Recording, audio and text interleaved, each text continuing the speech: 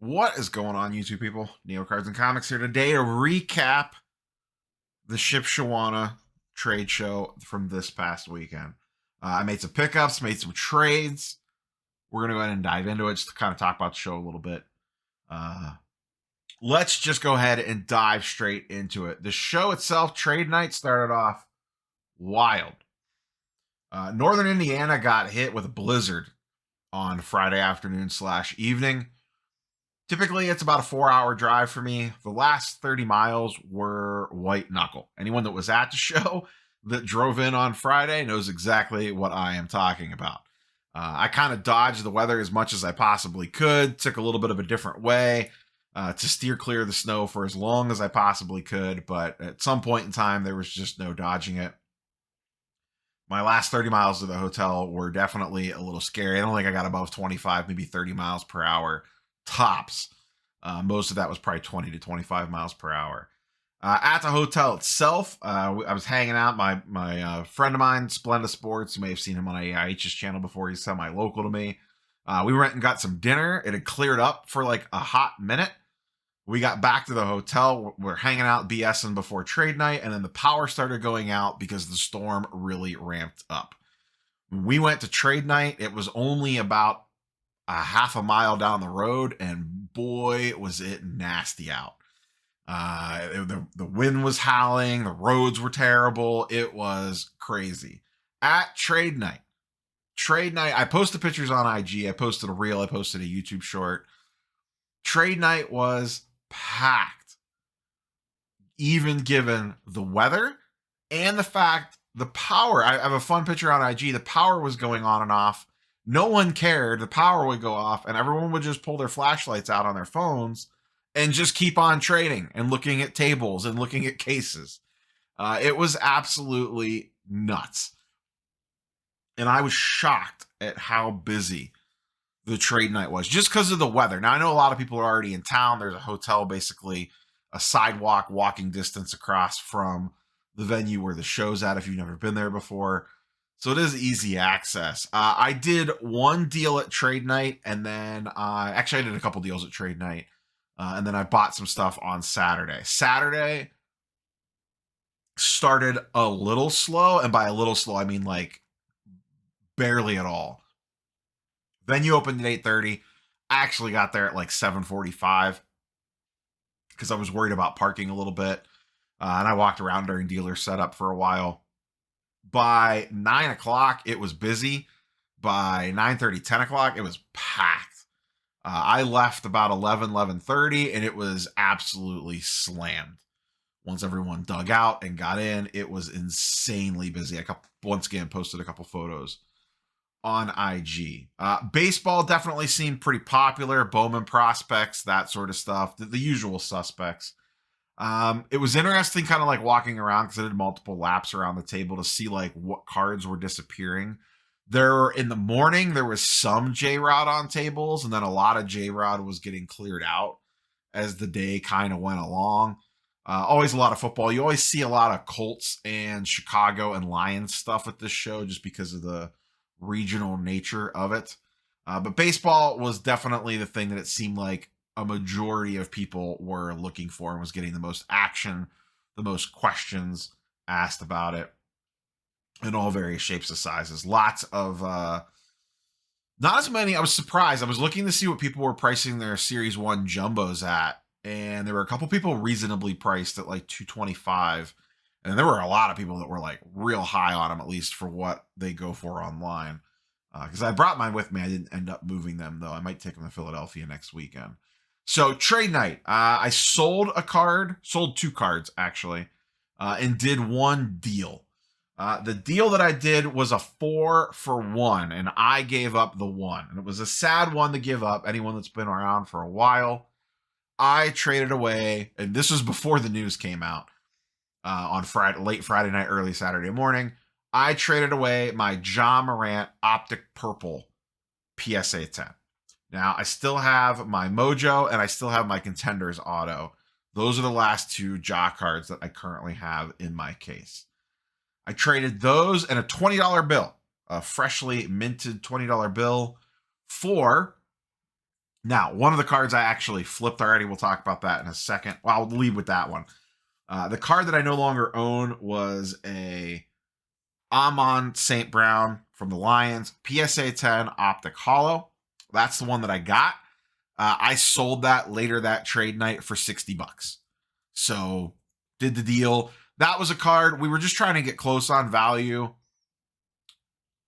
He's a pretty trendy player for a position player, and I knew the room that I was in and that he would be extremely popular at other tables.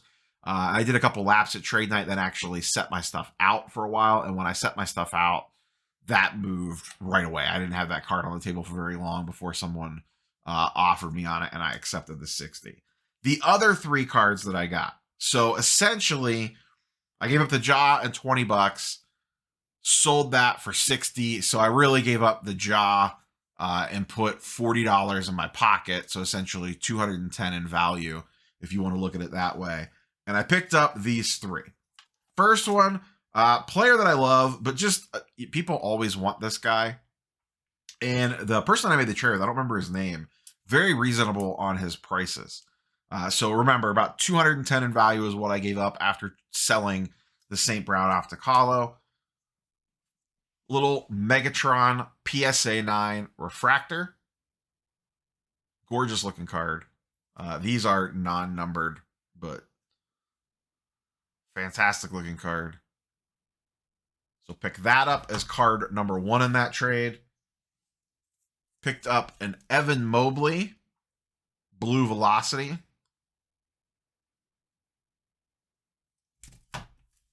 And then last but not least, just good value on this guy.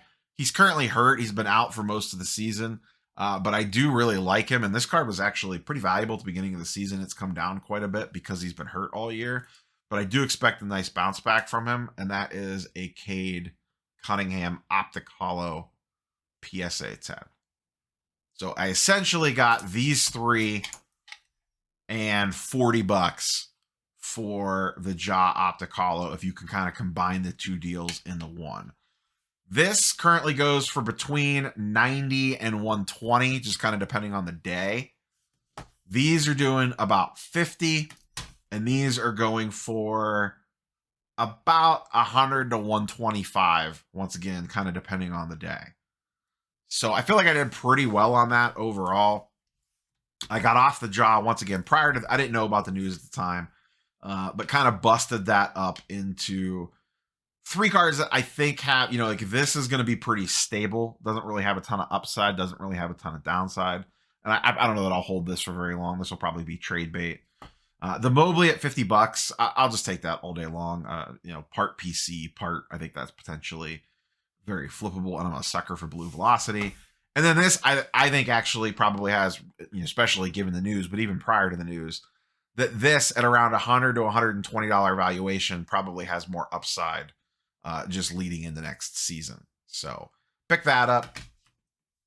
I also sold my, this was at trade night as well, my Luka Mosaic base PSA 10. Not the blue. The blue is still sitting there.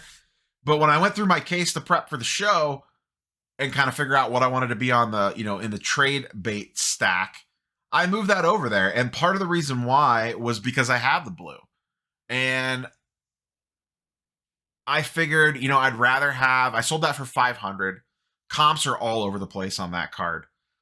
There was 3 sales at 500, one at like 575, and one at 650 that kind of seemed a little out of whack.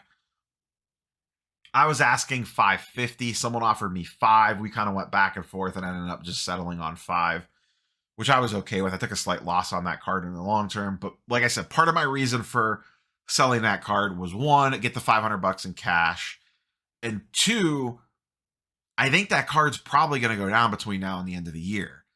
Luka and Kyrie they're playing okay, but they play no defense. I don't think they're going to have a deep playoff run.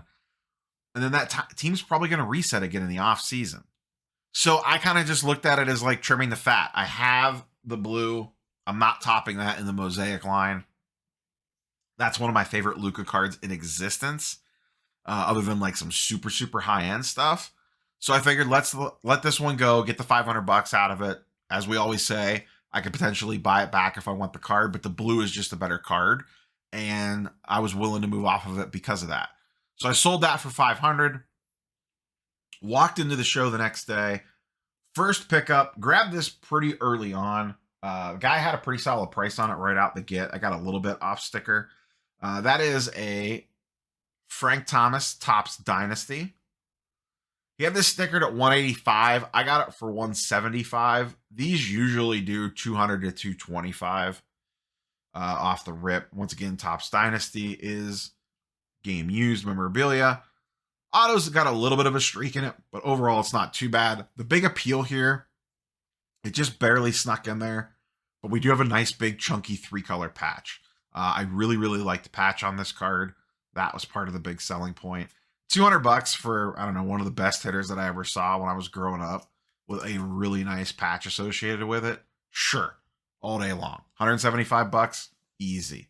And like I said, these usually do between 2 and 1 had actually just sold right before the show started at 220 on eBay on bids, I think, or maybe best offer accepted. I don't remember. But I always have a safe search from these. I always end up getting outbid on them, or I just kind of forget about it or whatever. So that's that one. Just kind of a, nothing huge. Then I was walking around and I saw this and I saw the sticker price on it. And I've talked about this card before. And I was like, the price seems just a little too cheap. So I slid off to the side. I usually try not to check prices at the dealer table right in front of them. I usually like just, step off to the side a little bit, look up when I want to look up, and then kind of circle back. He had a very strong price on the sticker. I said, hey, can I see this? Looked at it. And then in my mind, here's my thought process. I want to offer on this card. He already has a very solid price on it, given what recent comps are. And it was stickered for $700. We'll talk about the card in a second. It was one of those situations where it's like, do you get, and this is where you got to don't let the greed get you. He had a very solid price on the sticker, well under comps already. I thought about offering 600.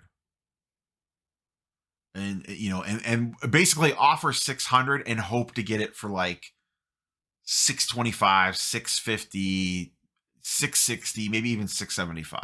Just kind of, figure out where we end up in the middle there. And then in the split second that I'm thinking about what number I want to toss out there, I said, don't get cute here. Because I didn't want to offer super low and then have him be like,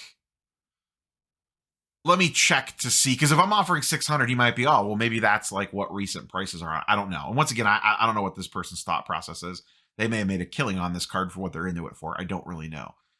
But they might then want to check comps on it. And then if they see comps, they might be like, hey, the last 3 sold for 1,000, 800, and 800. So I'm going to be firm at 700. He could have easily said that, and he would have been 100% correct. Because the last 3 comps on the card were 1,000, 800, and 800. So I said, all right, fine. I'll offer 650. Because I figured he had it stickered for 700. He's probably not expecting to get full sticker for it. That's not even a full 10% off sticker. Let me throw that out there. And I was like, hey, would you do 650 on this? And he was like, yeah, that's perfectly fine. Done. The card in question, I've talked about this card a lot in the past. You may have seen it sitting off camera. Jordan Scoring Kings in a BGS 8-5. Not super strong subgrades. Does have a 9.5 on centering, 2 8.5s, and a 9, which on a Scoring Kings is actually pretty good. If you're familiar with these cards, they are ridiculously condition sensitive. PSA 10s in this go for astronomical sums of money. Even I think BGS 9.5s do 4 to 5K.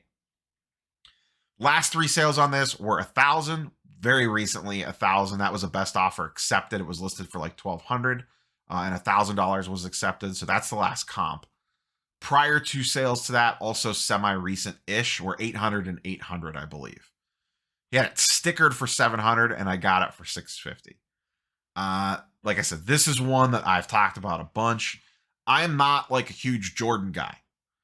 The reason why I always liked this card, when I was a kid, the other friends that I collected with back when this set came out, we were 12 years old.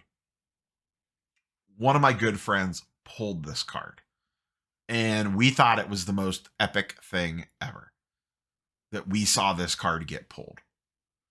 And I remember checking it in the Beckett back in the day. Even back then, it was like a $50, $75, $100 card right out of the get, because this card was super popular. It was like the pride of his collection, and I always wanted one.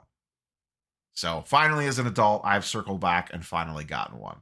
I don't know if I'll hold it, keep it, flip it. I'll probably hang on to it for a while, but just because I have such good value into it at 650, the thing that I like to do, and I know Flipping Steve likes this too, on stuff like this, if you get it at a really solid cash price, then you could leverage the comps for better trade value. So I'm into this for 650. I could put this out at a table very reasonably at probably 900 asking with a last comp of 1,000, maybe even 800. And even if I don't want to get 800 cash out of it, if someone's not going to offer me 800 cash, I might be able to get 900 in trade value, potentially. So on good deals like this, it just gives you options. I could use this as a high leverage trade, or potentially even sell it if I wanted to. I'm not in a hurry to sell it. If the right offer came along, I would obviously consider moving it, but I'm probably just going to hang on to it for a little bit, throw it in the case, and just kind of see what happens. But just one of his most iconic inserts. I know it's not necessarily his most valuable insert. In a PSA 10, it's a monster. But just generally speaking, one of his more desirable inserts. People are always looking for this card.